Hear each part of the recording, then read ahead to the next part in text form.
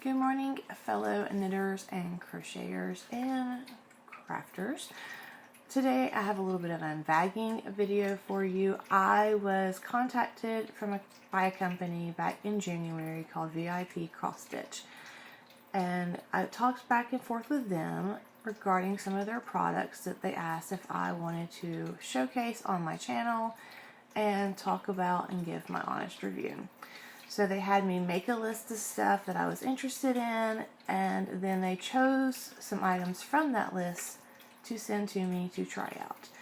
And I've taken them out of the major mailer just because it was nasty from shipping, because these were shipped all the way from China. And I'm super grateful for VIP Cross Stitch and this opportunity.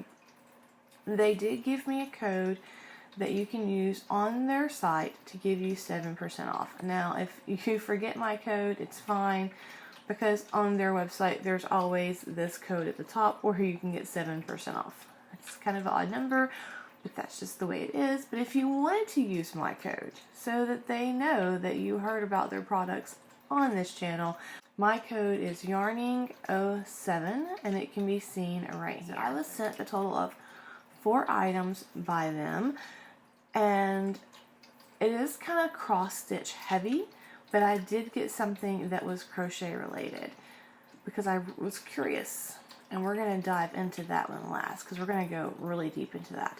But I'm going to go ahead and show you the 3 cross stitch things. One of them is actual only cross stitch, and the other 2 I got because I do utilize these cross stitch products for my knitting and crochet. I got 2 different kind of floss organizers, but again, I've mentioned this before, I use these with my knitting and crochet. If I'm doing a project that has a lot of colors, I like to use something like these to put the colors on as a quick visual representation of how they're going to work. And what I'll do is I'll put them with a number, and then on the pattern I'll put that number, or if it has a letter I'll put that letter. So as I'm working the pattern, I don't have to like try to flip through and remember the yarn name or color name. I can just look for the number and know which one it is. Because sometimes I use yarns that are very similar color, but they might be like a hue or shade off. And if I'm knitting or crocheting in bed and I don't have really good lighting, then I can't see that. But numbers and letters I can see. So that's why I love to use these for my knitting and crochet as well. But this is a floss organizer on the website, and I will link the products that I've been sent down below for you to find easily. And this is called a stitch thread holder line storage board. This one is made out of a plastic acrylic. And I chose the one that had peaches on it. It looks like peaches just because it's spring, summer. So one of these alone retails for $3.99, but it also comes in various shades, which you can see are prints down below. But I thought the peaches was very cute and spring, summer-like. And it's a really nice quality. I mean, it will break. It's acrylic, but it's a good size, and I like how big these holes are because I can put yarn in there. I mean, you can easily get a worsted chunky weight in there to organize it for your project. If you're someone who loves to do temperature blankets, these things would work amazing for you. I'm actually going to utilize this one probably for my temperature snake and put all my colors on there, because that poor piece of paper is already falling apart that I used originally. So that's this first one. They also have a thing on their site where if you buy in bulk, the more you buy, the bigger discount you get. It's not that bad of a deal at all. The next one I got was another floss organizer, and this one is a wood, and I was curious to see if it was like wood carved or if it was like a compressed wood that was laser cut. And these are a laser cut compressed wood. So it's a little bit thinner, than the acrylic one, you can see there. But I really loved the birds on this, and I thought it was really, really pretty. This one holds a total of 32, and this one holds a total of 36 colors. So both of these will hold rather a large quantity for organization, but I just really loved the birds on the branches. It also has a little bit bigger holes than the acrylic one, so that might be something to keep in mind if you are wanting to utilize this for knitting or crochet, is to be mindful of the hole size for your yarn to make it easier to put the yarn on the side. But I like these because they are reusable. And during the Hobby Lobby video, I showed one that was like a cardboard, and I even mentioned that they do wear out over time and they break. But I think these will be just a little bit more durable and assisting me stay organized in my projects. The next thing they sent me was this cross stitch pattern. And I chose this because it has a cat on it. Take it out of the bag because I know crinkling can be loud. And I want to show you what's all included in this. So you have your needle. It has a decent eye. And the pattern. Your color code.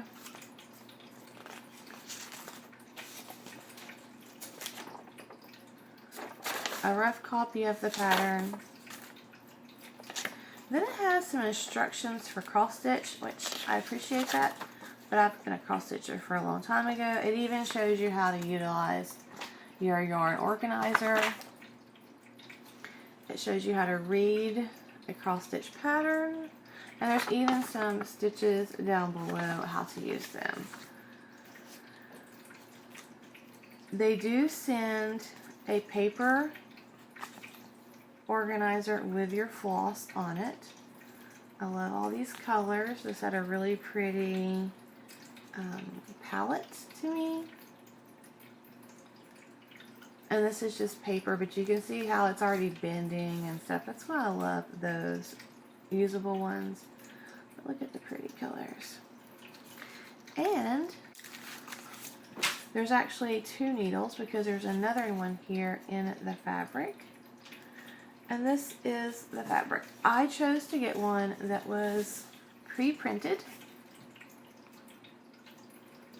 because I've never done a cross stitch like this. The only cross stitch I've ever done are counted cross stitch, where you actually have to count over and find whatever spot you need it, and then there's always the what if you mess up, and then you have to take it all out, which is a nightmare because again, I like to craft in bed or when we're watching TV, and it's usually dark in that room. But I really wanted to try one that had the pattern printed on there. And this is a really nice Adia. And I'm not sure how this really works. I think when I get done making this, I wash the fabric or iron it and it disappears. After you finish the whole pattern, put cloth in water below 30 degrees Celsius for more than 3 hours till all the pattern disappears. Wash it with clean water again. Dry it by leaving it on a flat, ventilated place. And then you can iron the artwork on the back using a steam flat iron until it becomes flat. Interesting. So, I'm kind of really excited about this, because I think this is going to be super cool to like frame and put in the yarn barn. And I love cats. Love cats. So this retails for $7.65. This whole kit, which I think is super cute and a really great price. I picked out this one because I looked at their website, and if you're someone who likes to cross stitch and likes to do those really involved pieces, they have a lot on there. I am not that much of a big involved cross stitcher. This one had like minimum kind of stitching in a way, but it still had a lot, and there's a lot of color, but it doesn't seem like it's daunting for me. Like, it seems like it's the perfect balance of really cross stitch work and also allow me to do other things kind of thing, and I don't feel like it's a job. But I love the colors, and I really love the cat print and the florals. So I'm excited to try that out, and I'm going to be starting on this week and giving you my full review of how I think it works. Because the question I have is, when you're working it, if it gets something on there, or with your hands in the temperature or in the room, does it affect the material that's printed on there, the ink, so to speak, and mess that up? Because it, you know, it's really humid in my state. So kind of curious to how well that works. But I do love that also on the side they do have a little bit of a reference to which yarn colors you need. So it's always with you. But yeah, I'm pretty pumped about that one.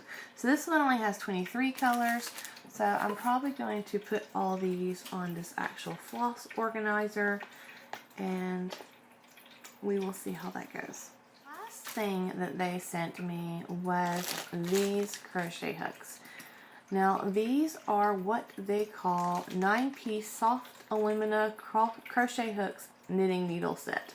And I know that's going to throw a bunch of people off. I always see in groups, especially on Facebook, where you have some people who will say knitting and they're talking about crochet. And we all seen the commercials and stuff, and there's this big uproar about it, and people are like, oh, that's so stupid. But the reality is we often forget that not everyone in the world is like us Americans. In other countries, crochet hooks are called knitting hooks because the term is an umbrella term, and it covers both crafts. Knitting and crochet both have their own definitions, but they're not that far off. So if you look, what is knitting? Knitting is defined as the production of fabric by employing a continuous yarn or set of yarns to form a series of interlocking loops. Knit fabric can be stretched or a greater degree than woven types. Now, comparing that to what is crochet. Crochet is a process of creating textiles by using a hook to interlock loops of yarn, thread, or strands of other material. It is derived from the French term crochet, meaning hook. Hooks can be a variety of materials, but they both refer to interlocking loops of yarn. So, you know, it's not that uncommon to see someone refer to crochet hooks as a type of knitting. So when you see that, don't be mean to people. Don't jump on them. They actually may be from another country, and that could be what they refer to it as.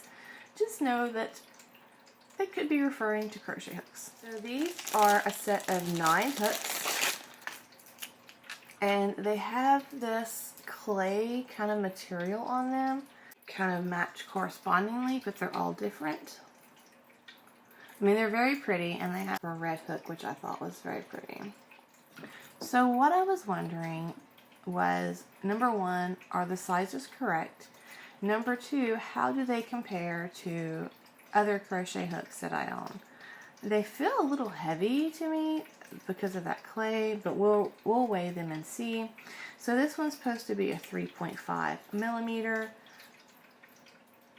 and it does fit in this, and it could be that this could be off a little bit, but it does go in the 3.5. Let's try the 4 millimeter, which is what we call a G hook here in the US. So, I mean, it definitely goes in there. There is some rubbing. 5 millimeter, where did that one go? Here's a 6 millimeter. Let's try it. And it does fit in the 6 millimeter, which is a J. The 2.5, let's try it. you kind of really have to push it in there, but it goes. I wonder if it's going to be closer to all the smaller ones. Here's a 2mm US size, which should be a 0. I mean, I have to like really shove that in. So it seems like the larger sizes are a little bit more accurate. I mean, it's still really, really close. It goes in really good right around the throat of the crochet hook, but as you can see, it gets a little stuck. But these still are really cute, and they're really nice. They're only $10.33 for the pack of 9, so that's a little over $1 a piece, which is not bad at all.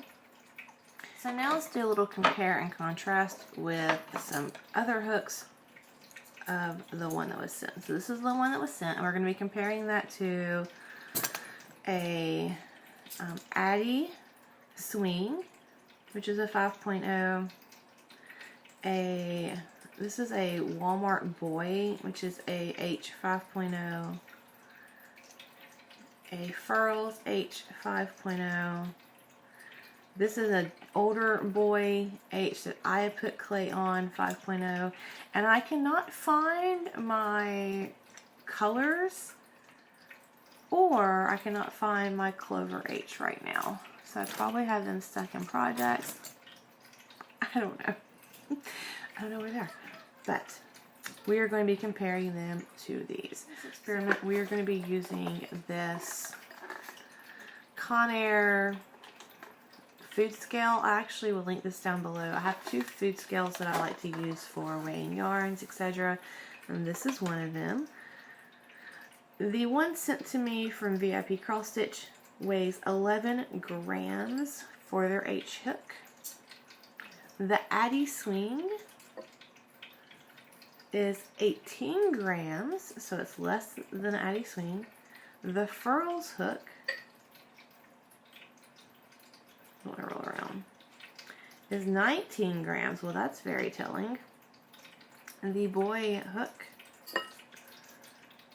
14 grams. Wow, it's kind of shocking that it's a lot much lighter weight than the other ones. My creation is probably going to weigh the most. Yeah, it's a whopping 21 grams. That is definitely the biggest. And then I don't have my Clover H hook like I said, but I do have a G hook and I have a 7.5. The 7.5 is so close to an H, I think we can use it.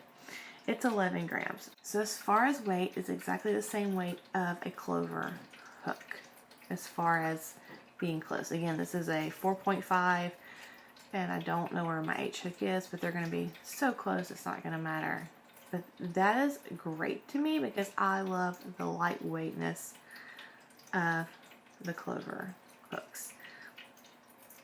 It does have more of a boy head.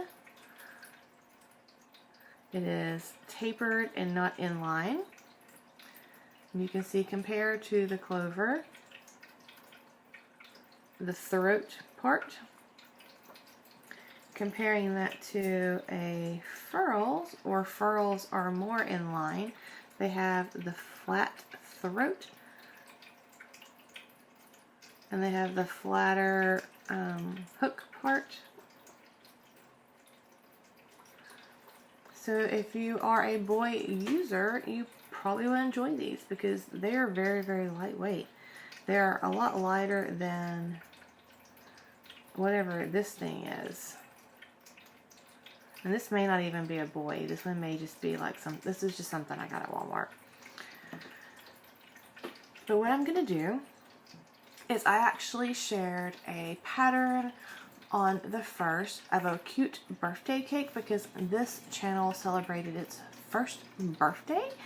We are officially a year old. If you missed that post, you can head over to the community tab and you can check it out because there's a cute birthday cake and it's a free pattern from a designer that you can download and create on your own.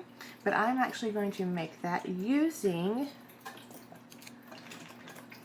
the appropriate hook, and I will be able to give my complete thoughts about them. They feel pretty smooth. They're not as slippery as the boy. Like, you can definitely tell a difference between this hook and this hook. There's definitely some grab. The Addy is a lot smoother. But I want to see how that really affects acrylic yarn. Looking at it, there are some chips in the color. That could have been from trying to slide it into the sizer. So that red finish may wear off over time. You can see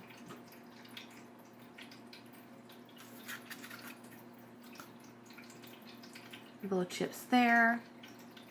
So I will work using this for that project, and then we'll see if it chips even more. And then we'll get together and look at what I think about this and the cross stitch kit.